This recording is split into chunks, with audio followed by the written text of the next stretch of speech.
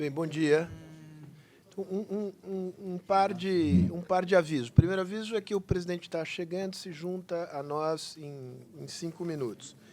Nós teremos agora, de 9h30 às 11h30, este painel com Rubens e com o Sérgio Amaral. Ontem haveria um painel ao final com Inácio Walker e Maria Hermínia, que nós deslocamos para depois deste painel com Rubens e com Sérgio. Nós faremos esse último painel um pouco mais curto que os demais, para que ele caiba dentro do horário definido. Nós terminaremos ao 12h30. Então, isso dito, e já com o presidente entre nós, eu passo a palavra ao embaixador Rubens Recupero. Muito obrigado, bom dia a todos. Para os que não estiveram ontem no seminário, eu gostaria só de esclarecer que, por cortesia com os nossos visitantes, tinha havido um pouco uma decisão de que a regra, em geral, seria de falar espanhol. E eu procurei escrever algumas notas em espanhol. Ruego la indulgência de nossos visitantes para mi castelhano. Eu tomei o título que me han oferecido é Navegando em tempos de incertidumbre, transformações geopolíticas e econômicas globais e seu impacto na América Latina, com especial referência a Estados Unidos. É um título barroco. Sí, el autor es tu compañero de Democracia Cristiana, es Sí. un típico título demócrata cristiano, producido por Ignacio Walker. Sí, somos ambos demócratas cristianos, así que y yo interpreto ese título como una invitación para hablar de factores estructurales, no de corto plazo. Transformaciones geopolíticas son transformaciones globales, ¿no? Son, por esencia, estruturales, ¿no? De largo plazo. Y no voy a ocuparme de las situaciones individuales de países latinoamericanos. Incluso me pareció que ha sido providencial que después de mi presentación haya hoy el debate sobre populismo y democracia, porque en ese sentido los dos temas se completan, se complementan, ¿no? Yo no voy a hablar de cosas nacionales, no voy a hacer ninguna referencia a Brasil o a México, o a Chile, o a Argentina, las elecciones argentinas, para nada. Mi preocupación son las relaciones internacionales de América Latina, porque en nuestro continente, sin embargo, de la heterogeneidad, que es muy grande, en términos de la inclusión en el mundo, hay una cierta uniformidad. Hasta hoy, a pesar de todos los cambios, las grandes relaciones de América Latina son básicamente con Estados Unidos, ¿no? No hay mucho más, hay alguna cosa con China, pero es básicamente comercio, ¿no? Políticamente muy poco, ¿no? Por eso son esas las advertencias que me gustaría de hacer. Y yo busqué desarrollar el tema de una manera muy escueta y hablando un poco con un enfoque histórico, ¿no? Para mostrar cuál ha sido la evolución de la relación de Latinoamérica con su entorno inmediato, ¿no? En primer lugar con Estados Unidos. Y espero que esta historia reciente ponga en evidencia cómo las grandes transformaciones globales han actuado sobre la región, ¿no? Yo partiré del año de 1991, que me parece el marco inicial de la transformación geopolítica más determinante del siglo XX, que es el fin del comunismo real, de la Unión Soviética, de la Guerra Fría. Y les pido permiso para hacer una evocación personal.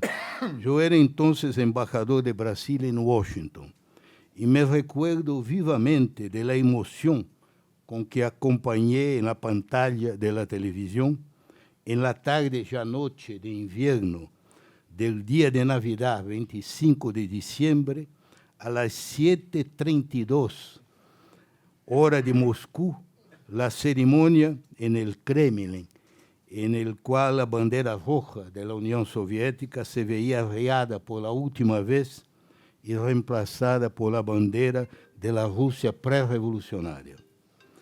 Llegaban al término 74 años, casi 3/4 de un siglo, dominado por la disputa ideológica y geopolítica entre comunismo y anticomunismo.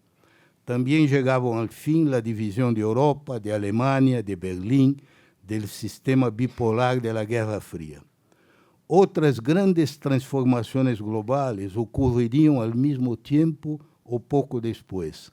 El ascenso de China, la globalización de la economía, la revolución electrónica y de las telecomunicaciones. Ninguna todavía representó un cambio político tan profundo en la esencia misma del sistema internacional.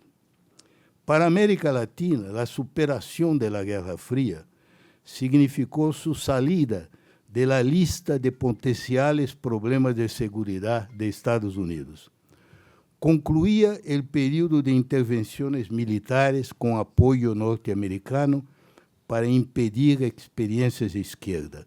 Guatemala en 1954, el grave conflicto con Cuba, con su punto más peligroso en la crisis de los misiles de 62, el golpe brasileño de 64, la intervención en Santo Domingo, el derrocamiento de Salvador Allende en 73, la operación en Granada, la lucha contra la guerrilla salvadoreña y los sandinistas en Nicaragua.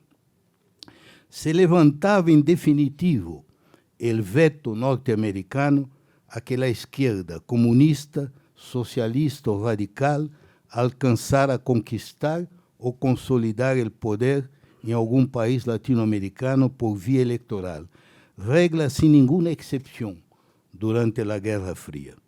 Se abría el camino para que primero Chávez en Venezuela, 1999, seguido por otros políticos de distintos matices de izquierda, lograran vencer elecciones y formar gobiernos que configurarían lo que se llamó de ola roja en América Latina en la primera década del siglo XXI.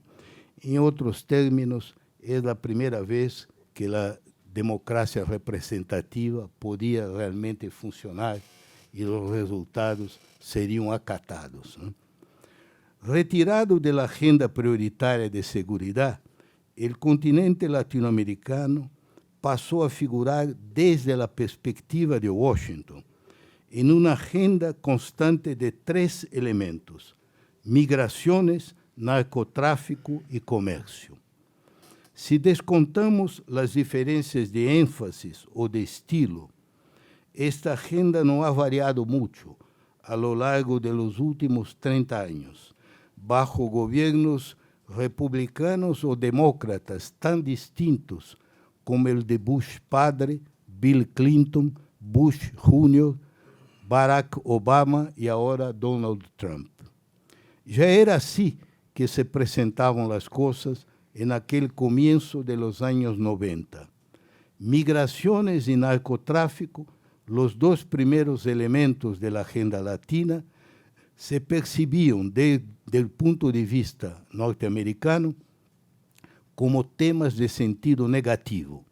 Se trataba de combatir una amenaza, controlar o reducir la inmigración clandestina y eliminar el tráfico de drogas deberían ser tareas de responsabilidad primordial de los países de origen, presionados o amenazados por el poder yanqui.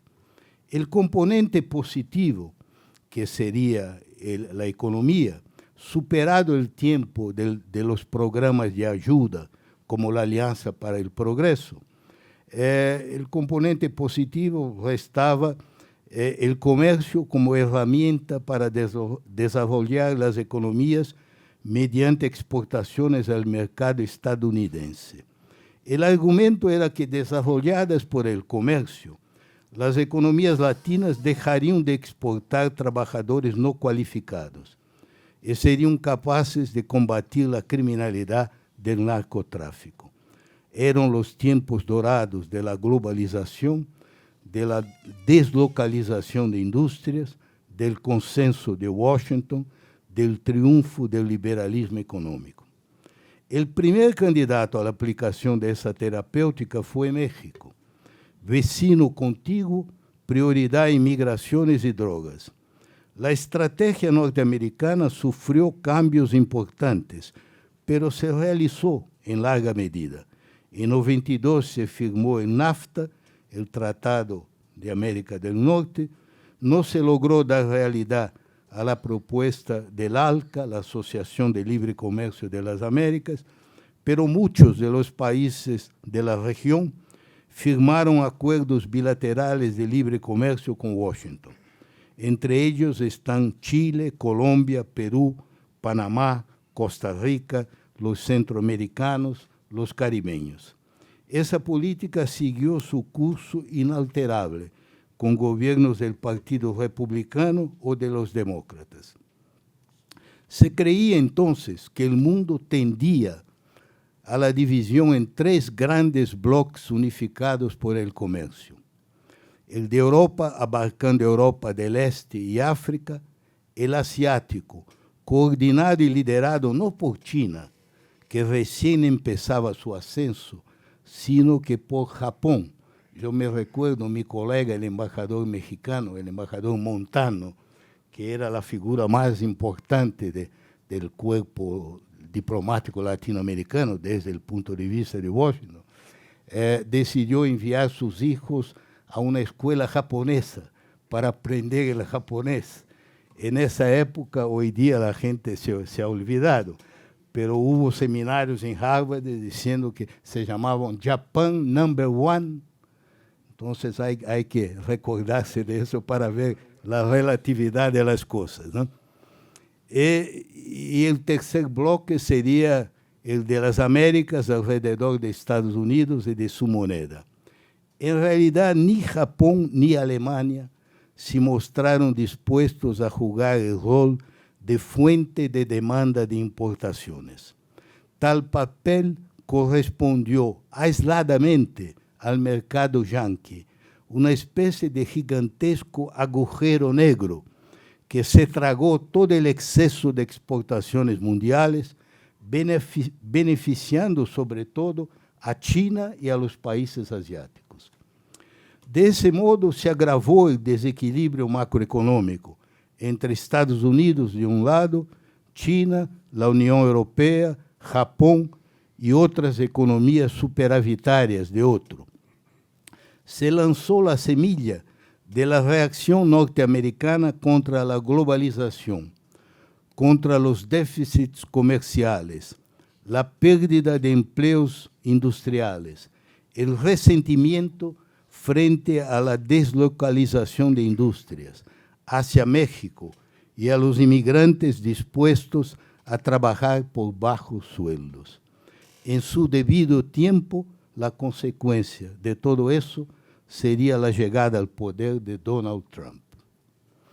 ¿Cuál es el balance que se puede hacer hoy de casi 30 años de esa estrategia?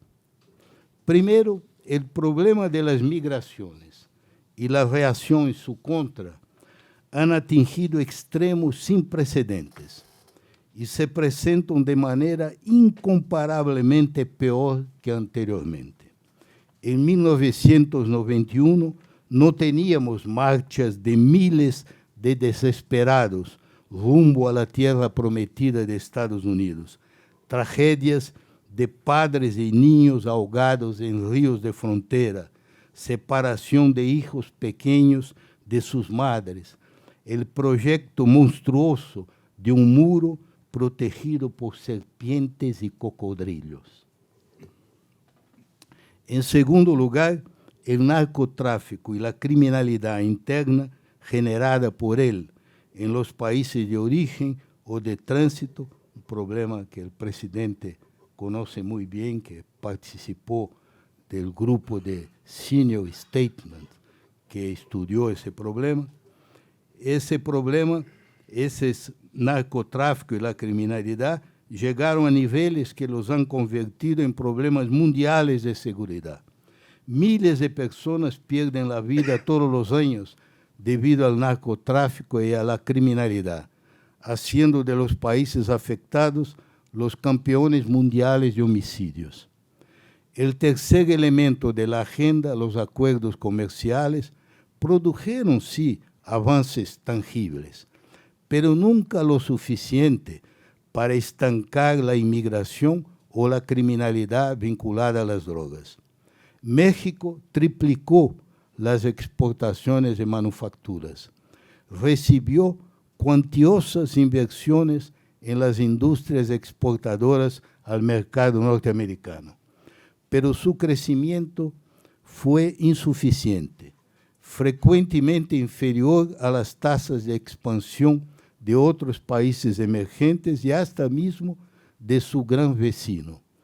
Con eso, no logró reducir la enorme distancia que los separa del ingreso per cápita ou de la produtividade da economia de Estados Unidos, objetivo último do projeto de integração por el comércio livre, que deveria chegar a la convergência de las economias, o que não ha passado.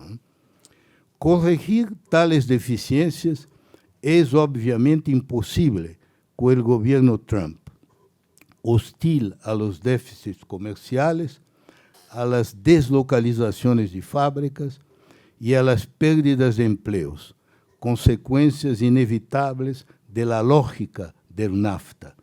Já é casi um milagro que finalmente se haya renegociado um novo acordo com México, que pouco difiere del precedente.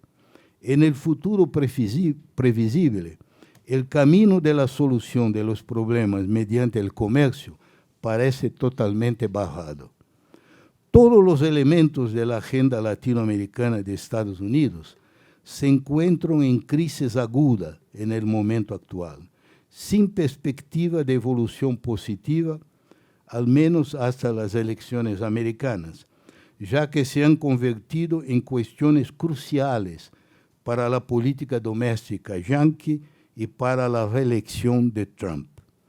Esta situación afecta particularmente a México y a los 3 países del Triángulo Norte de América Central, Guatemala, Honduras, El Salvador, amenazados por el presidente Trump de tanto en tanto con el cierre de la frontera, la aplicación de aranceles prohibitivos, la suspensión de lo que resta de los programas de ayuda.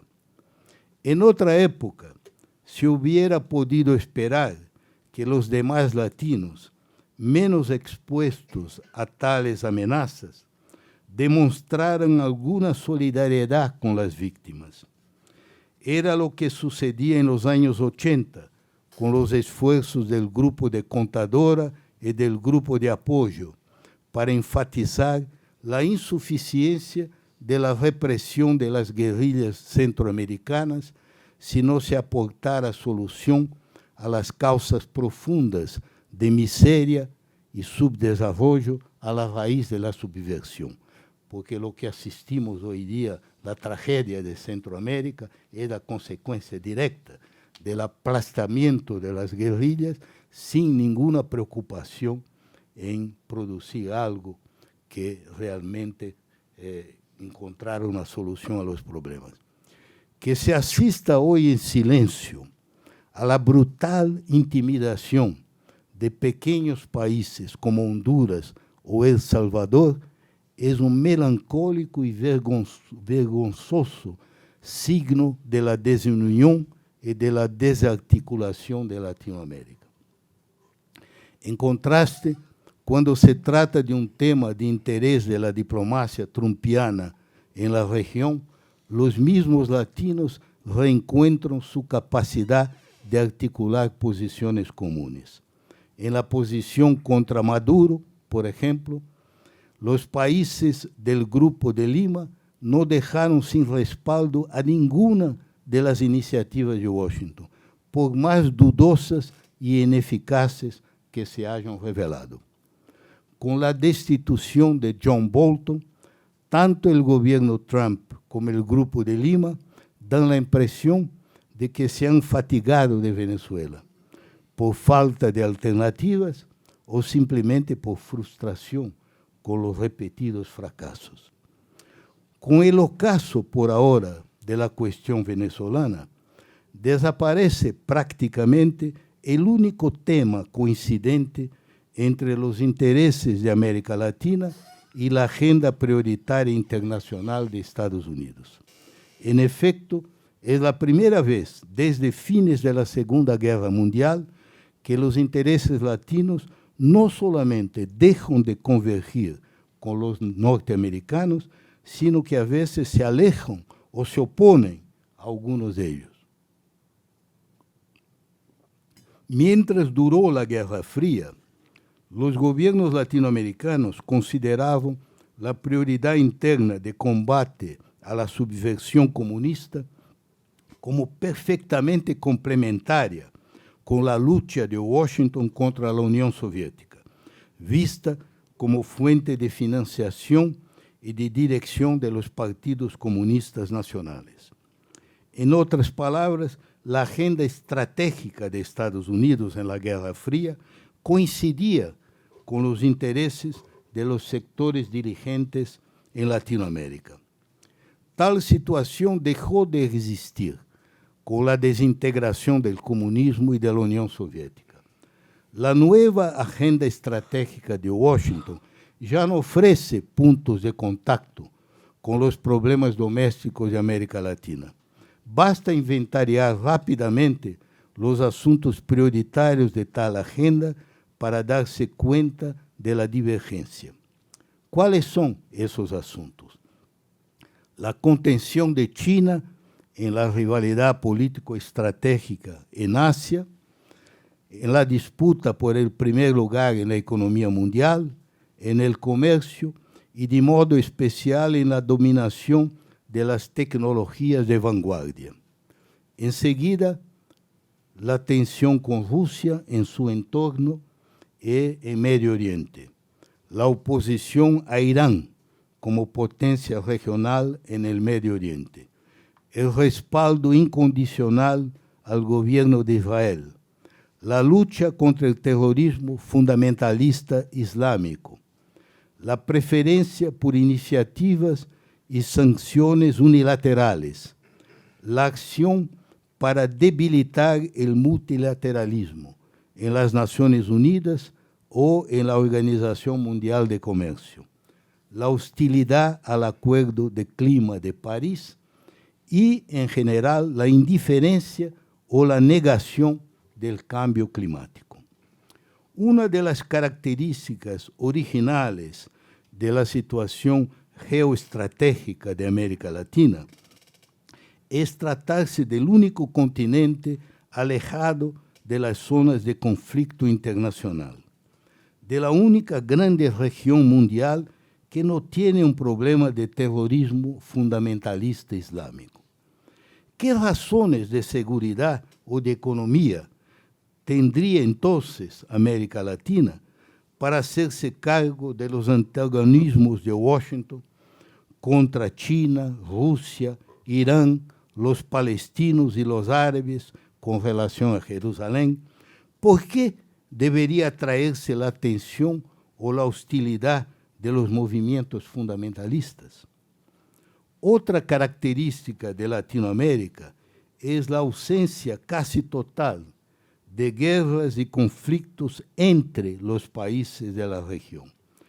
La violencia la reservamos para uso interno, para provocar la hecatombe de homicidios y masacres que victimizan sobre todo los pobres el pueblo oscuro de que hablaban los populistas rusos del siglo XIX. Es evidente que para nosotros los grandes desafíos están, como dice el título de la conferencia, en consolidar la democracia, asegurar la cohesión de un cuerpo social que ostenta las peores tasas de desigualdad del mundo. Para tal fin, necesitamos volver a crecer, a distribuir la riqueza y el ingreso, superar la miseria, la ignorancia, la enfermedad. El contexto exterior propicio o desfavorable puede hacer esas tareas más o menos exequibles, dependiendo de cómo nos adaptemos a los retos y oportunidades creados por las transformaciones globales. Ayer discutimos mucho que Hirschman mostraba que no son oposiciones, son retos y oportunidades. La primera de esas transformaciones globales, aquella de la cual dependerán todas las demás, es el cambio climático. Tanto en esa área como en otras, donde los problemas trascienden la capacidad nacional, será indispensable contar con soluciones globales construidas mediante consenso multilateral. Además de los problemas ambientales, ese es el caso de la estabilidad y la expansión de la economía mundial, amenazada por la guerra comercial en curso, por el riesgo de la vuelta de la recesión, de la repetición de crisis sistémicas como la de 2008. Lo mismo vale para el comercio internacional en contracción hace años, para las negociaciones multilaterales de comercio, para el flujo de inversiones y recursos financieros necesarios al desarrollo de la infraestructura del continente. En todos esos temas, el ascenso de China, el dinamismo de su mercado importador de commodities, minerales o agrícolas, su capacidad de inversión y de financiación aparecen como parte de la solución, no parte del problema, para nosotros, por lo menos, ¿no?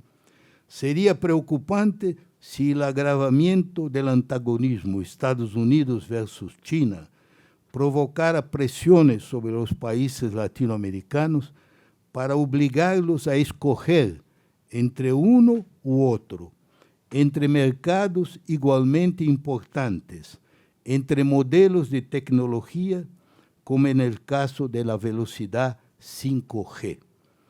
En menor grado, esas consideraciones también se aplican a mercados potenciales para nuestros productos como Rusia, Irán, los países árabes.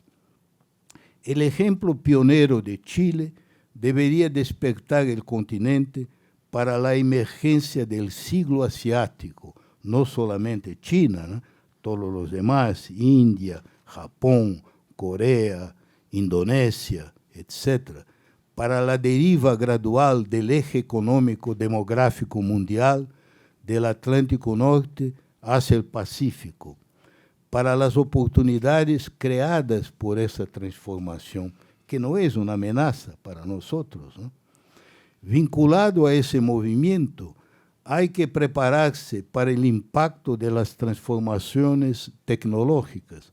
Una de las grandes mutaciones, la de la inteligencia artificial y de la robotización, tanto puede causar pérdidas de empleos desastrosas, como, en otro extremo, volver a viabilizar cierto tipo de industria, cierto tipo de localización, porque disminuye la importancia, por ejemplo, de la mano de obra barata, ¿no?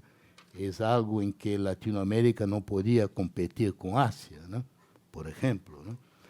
Cambios de tanta complejidad requieren más que nunca de un esfuerzo redoblado de cooperación global para lograr adecuada reglamentación y beneficios equitativos para todos. Uno de los paradojas dramáticos de nuestro tiempo es que la cooperación global sea puesta en cuestión por los poderosos, justamente cuando es más indispensable al futuro de la civilización humana. 3 de los grandes centros del poder mundial, el Estados Unidos de Trump, la China crecientemente autoritaria y centralizada del presidente vitalicio Xi, la Rusia autocrática de Putin, se entregan de nuevo al juego de nacionalismos rivales, de alianzas y contraalianzas causadoras de tantas tragedias históricas en el pasado. El sistema internacional, creado hace casi 75 años, su aspiración a venir a ser un sistema basado en normas libremente adoptadas por consenso, se ven gradualmente erosionados por las violaciones, las sanciones y medidas unilaterales de los poderosos. En este momento crítico, tal vez no exista para América Latina prioridad más vital que la de contribuir a la defensa y al perfeccionamiento del sistema internacional. Más que un deber moral, es un imperativo de sobrevivencia. Muchas gracias.